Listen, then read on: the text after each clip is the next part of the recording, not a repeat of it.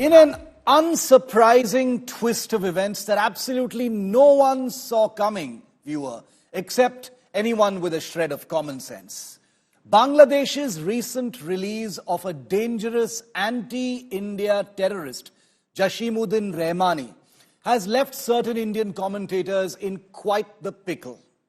These very voices were just a short while ago hailing the turmoil in Bangladesh as a noble people's revolt.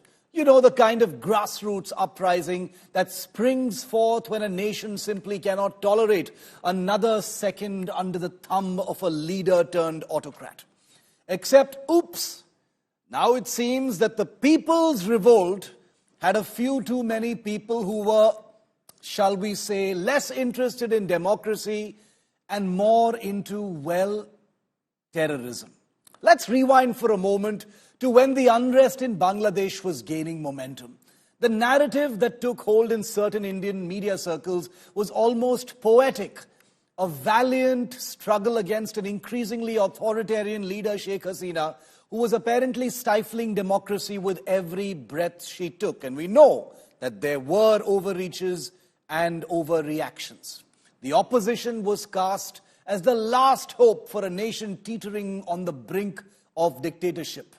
Ah, how noble, how romantic, how delightfully black and white. Because just a few months ago, these same Gyanis were mocking India and saying, by the end of this year, Bangladesh will overtake India in per capita GDP. And just months later, they were celebrating the fall of the regime that made possible this big spike in Bangladesh's per capita GDP. Never mind the inconvenient little details, like the fact that the opposition in Bangladesh includes elements who've never really been fans of democratic norms to begin with. That's just background noise when you're crafting a tale of tyranny versus freedom. Who has time for nuance? Like the fact that the interim government of Bangladesh ended the ban on the Jamaat-e-Islami Bangladesh, its student wing Islami Chhatra Shibir, and all associated organizations that have alleged involvement in anti-India terrorism and huge anti-India political baggage that dates back to the 1971 war. But then came the plot twist that's only surprising if you've been living under a rock. Among those released in Bangladesh's supposed people's uprising was someone with a very particular set of skills. Skills that make him a nightmare for India. Yes, this freedom fighter, Jashimuddin Rahmani, turned out to be less about fighting for freedom and more about fighting for, well, extremist ideologies, murdering bloggers and starting terrorist sleeper cells in India's northeast. And in a shocking revelation, it turns out that his freedom isn't exactly a win for democracy. Who knew? Of course, this turn of events puts a bit of a dampener on the earlier enthusiastic support from our Indian commentariat. It's hard to keep championing a movement as the second coming of democracy when its stars start looking more like the villains in an action thriller, or, you know, terrorists. Now, instead of rousing speeches about the fall of a tyrant, about how India has misread the situation, we're treated to the sound of awkward silence, or worse, convoluted explanations about how this must all be some misunderstanding. After all, no one would intentionally support a movement that harbors terrorists, right? It must be that Sheikh Hasina has spun this narrative once again, like the autocratic villain she's been made out to be. Clearly, this is all part of her plan, a masterstroke to discredit the noble students' revolution. Or, and here's a radical thought, maybe the reality is a bit more complex than the simplistic tales of good versus evil that were being spun by our pseudo-liberal class here in India, which still holds great sway in the national grand conversation. Maybe, just maybe, the situation in Bangladesh isn't a one-dimensional struggle of oppressed versus oppressor. Maybe there is a dimension of outside help. Maybe there is a dimension of Western powers with vested interests in Bangladesh. Perhaps there's a lesson here about the dangers of romanticizing political movements without fully understanding the players involved. This is the reason why open and dangerous anti-India rhetoric is being passed off as the passions of a revolution where India and its support to an autocratic Sheikh Hasina are unignorable baggage inflaming a generation of Gen Z revolutionaries for whom India is enemy number one. This is the reason why dangerous falsehoods of India deliberately triggering floods in Bangladesh are amplified insidiously across social media, even here in India, and most certainly by the Western press. This is the reason why the clear persecution of minority Hindus is painted shamelessly as diversionary fake news, distracting from the passionate fires of change and the toppling of a grand villainy called Sheikh Hasina. A section of India's shameless political class, frustrated from being out of power for so long, has even openly warned that a Bangladesh-like situation could happen in India. Not for a moment have these shameless netas and ecosystems stopped to wonder about the depths they've plumbed just because they don't like who's in charge still in India. There is little doubt that India has a major challenge ahead with Bangladesh, one that's shape-shifting dangerously at India's doorstep. But will that stop India's commentariat from acknowledging that its misty-eyed swagat for Professor Muhammad Yunus as some messiah who will deliver Bangladesh from the hell of Hasina's hubris is just a tiny bit delusional and innocent? But that would require admitting that the earlier narrative was at best overly simplistic and at worst dangerously naive. And we all know that's not going to happen. After all, nothing says intellectual consistency in India like doubling down on a narrative even when it blows up in your face. So here's to the noble cause of a people's revolt. Just, watch out for the freedom fighters with terrorist ties. They're easy to miss when you're busy crafting that next great story. In a big security alarm for India, the new Bangladesh interim government has freed a terror group chief. The caretaker government in Dhaka, led by Nobel Peace Laureate Muhammad Yunus, released Jashimuddin Rahmani, the chief of the Ansarullah Bangla team, or ABT, an Al-Qaeda affiliated terrorist outfit that has been trying to establish a jihadi network with the help of sleeper cells in India. Rahmani, jailed over a decade ago for murdering a blogger, was released on parole on Monday, say local reports. In the past, several terrorists linked to the Ansarullah Bangla team have been arrested in India. As recently as May this year, 2 were taken in Assam. Despite facing charges under Bangladesh's anti-terror laws under erstwhile Prime Minister Sheikh Hasina, it is telling that Bangladesh's priorities were to release Jashimuddin Rahmani.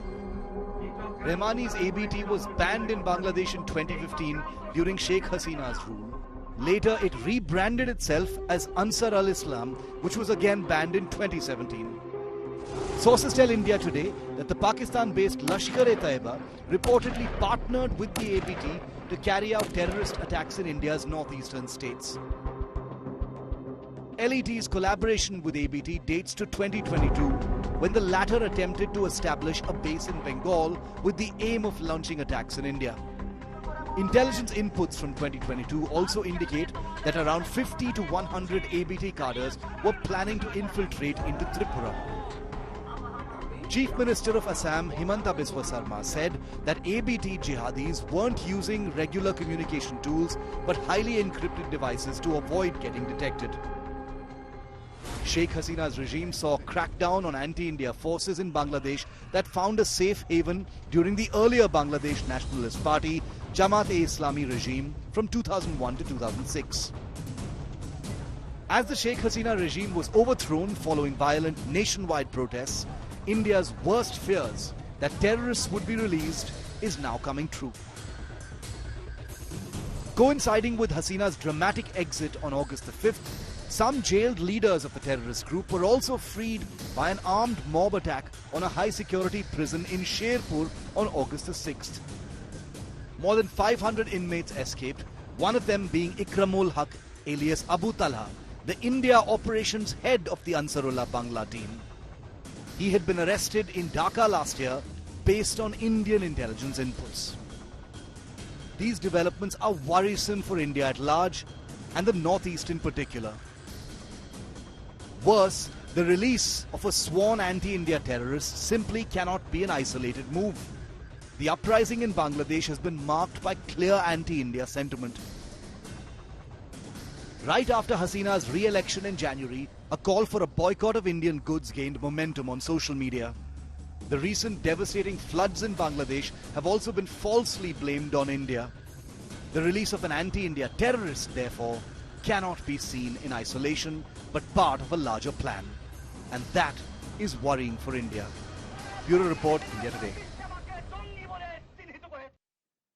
And joining me live from Dhaka is Ahmede Hussain. He's a well-known Bangladeshi writer and journalist.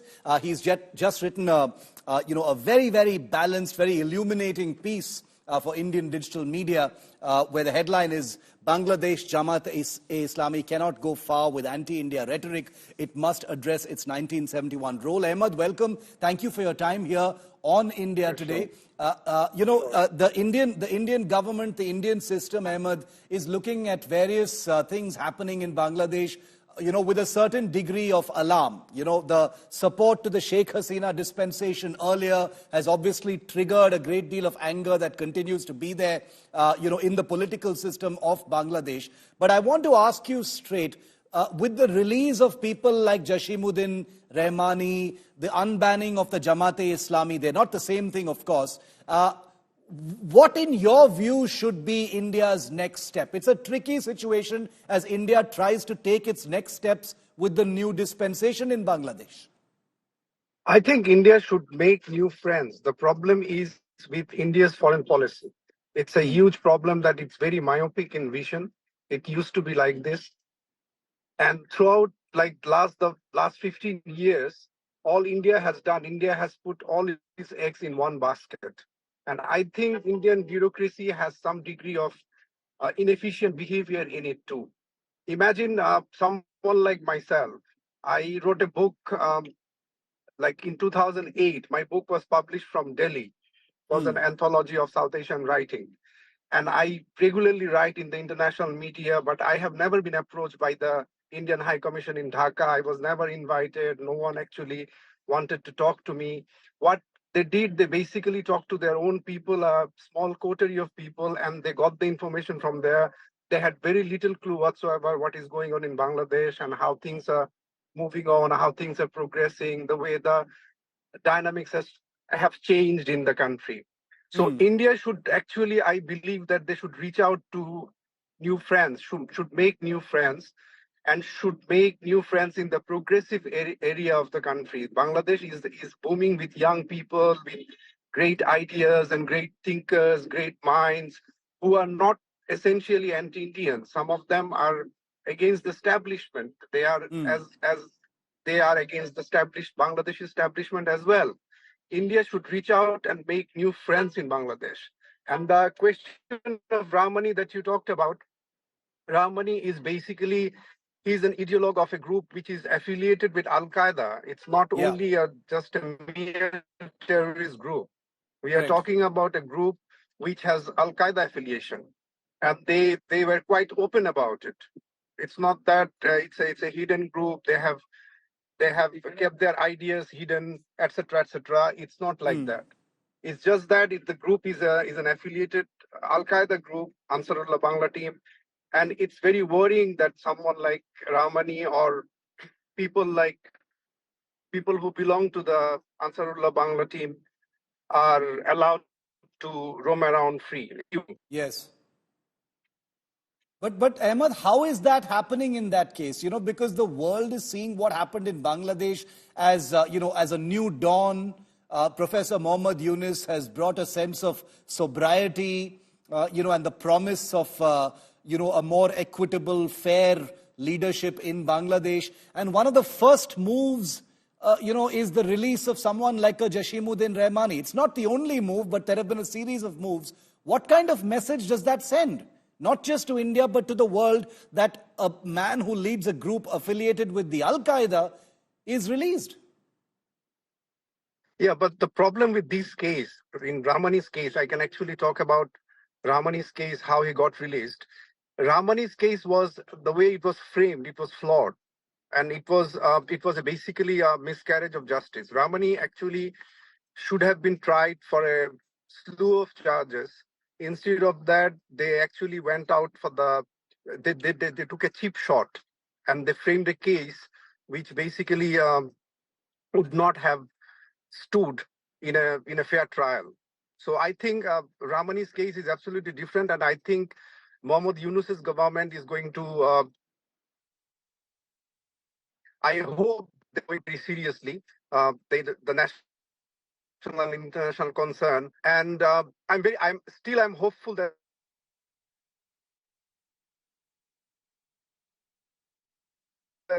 as long as we take these extremist groups and will address the concerns of India and other political actors that are active in the region.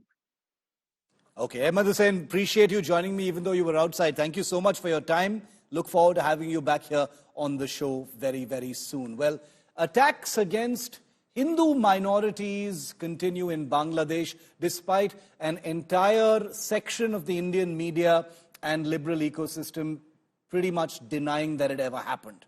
While battling flood mayhem, the Hindu community in Bangladesh, in one part of the country, claims that they are being denied relief by the Mohammad Yunus caretaker government in Dhaka. In one particular viral video reported on by India Today's Ashutosh Mishra, who was in Bangladesh until a few days ago, a Bangladeshi Hindu is seen standing on a rooftop waiting to be rescued, but is left stranded. He claims rescue officials are ignoring Hindus during the relief operations.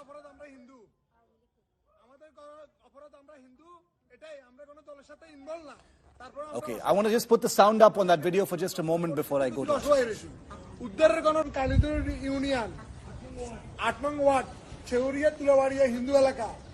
ত্রাণের কোন লোক আমরা আমাদের চোখে পড়ে নাই এই past আপনাদেরকে দেখছি আমরা অনেক লোক আলোক দিয়া মহেশপুর এদিকে যায় হিন্দু তখন একটা টলার ঘুরাই ওরা আবার ব্যাক করে নিয়ে যায় কারণ আমাদের অপরাধ আমরা হিন্দু আমাদের অপরাধ আমরা হিন্দু এটাই আমরা কোনো দলের সাথে ইনভলভ না তারপর আমরা অসহায় কিন্তু আমরা এখানে আসলে সবগুলো পরিস্থিতির গতিকে অসহায় রয়েছি উদ্ধারের কোনো লোক হেলিকপ্টার উপরে উঠতেছে কিন্তু এখানে যাচ্ছে না এখানে আমাদের এখানে খুলনাইয়া বরিশাল ওরা কিন্তু কালিদুর ইউনিয়ন ৮ নং ওয়ার্ড ছেউরিয়া তুলাবাড়িয়া হিন্দু এলাকা ত্রাণের কোন লোক আমরা আমাদের চোখে পড়ে নাই এই পাস্ট আপনাদেরকে দেখছি আমরা অনেক You see in this video, the man you see in this video alleging that there is selective rescue and relief work going on and that the Hindu community in Bangladesh is being ignored even during flood rescue operations is live right now with India Today's Ashutosh. Ashutosh, over to you. Live conversation. Well, Shiva, more importantly, we have bring out this report from social media platforms. I have been getting SOS messages from Bangladesh. And on your screen, you see two members from the Hindu community. One is wearing mask, who's in Dhaka at the moment, and we need to protect his identity because there could be a threat. He's a face, he's a member from the another community. And in the second window, you see Niloy. Niloy is a member from the Hindu community. He is from the very much Feni district. Remember the video that was gone viral was from Feni district. State taking this question to Nilay. We have seen this video that several areas, the Hindu members are saying that all the relief rescue works are being diverted to the other areas. And because of they being Hindu, the help is not reaching to them. You are also amongst those who are offering aid and rescue relief to the Hindu community member. Explain the situation. How many there are such areas where the Hindu members are complaining about negligence and about ignorance by the new administration, where the Hindus are not being helped? Nilay. Okay. First of all, there was no settled administration right in this situation. The water level was so high. I have seen this video that in that video, people are saying if they're just because they are Hindus, they are ignored from the relief. Actually, that.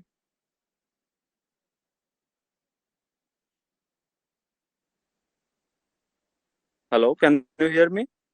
Yeah, I can hear you. Please go on. Okay. Actually, that's not always correct for my perspective. Yes, I cannot say that this is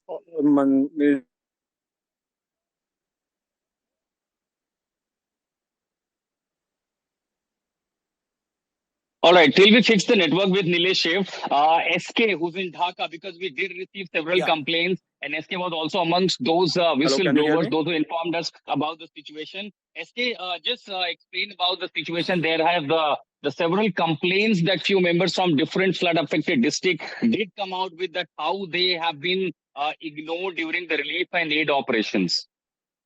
Yeah, thank you so much for having me here, getting me here. I'm from Bangladesh. Currently, I'm living in Dhaka, but my home district is in Koila. So I am right now. I'm sharing with you a very negligent incident against Hindu community at Burichong, Kumilla Burichong. There is a relief camp. This is a organization here. 2 lakhs taka is the budget for their the food or the cooking food, cooked food. So out of this budget, there is a thing that 80 kilogram beef for the affected people. But Okay. there are so many Hindus people here. But the authority, the relief camp authority, didn't manage, didn't keep any without beef, right? Like the chicken items. So how my question is that in the flood affected area, how can you discriminate? How can you neglect the Hindu community? How is this your behavior? How you treat us? Nilo is live from don't Feni treat- district, which is SK. The Nilo is live again. Has joined back from Feni district. So Nilo, you heard already, SK. There are some places where the discrimination against Hindus have been done. The magnitude of such may not be as high, but how many cases you have seen of the people complaining that there have been discrimination, maybe because of the local administration, some of the extremist organization, or some of the people. But how many such cases you have heard about in Feni and other areas? Because the video that was gone viral was from Feni district, ward number 4. Okay. Yeah, I have heard 2 cases about this, that Hindus are neglected from relief. Most of the peoples and organizations didn't go their area. After that situation, and probably after 3 days, I and my team go to those areas, and we give relief to those people who are neglected. So those who are in the affected areas, where are they taking shelter? Because I got some reports that they're taking shelter in some local temples, or the volunteers from the Hindu communities who are coming out. So how are they managing, coping up with this situation? Sorry, can you repeat the question, please? I heard that some of the volunteers from the Hindu community have come out with the aid and relief operations. But in this situation, looking at the magnitude, where are the Hindu community members, the family members are staying at this moment from the flood affected area? Have they been evacuated, or still they are there? Yeah, some organizations from Hindu community like Sanatan Vidyarthi Sanshad, a victim came from this organization. The president of the organization, Sri Kushal Baran Chakraborty, he ordered to serve reliefs to the flood affected people. So the team members manage a huge amount of reliefs, and they give them to the flood affected peoples. So Shiv and all our viewers, you heard the reports from Bangladesh. That was a live conversation that India Today's Ashutosh Mishra was having with people he'd met during his coverage and travels in Bangladesh, including people who were there when this particular video was filmed. Discrimination is happening in certain instances. There is a certain amount of negligence that is taking place. Hopefully, the spotlight on this story will bring about some change in Bangladesh.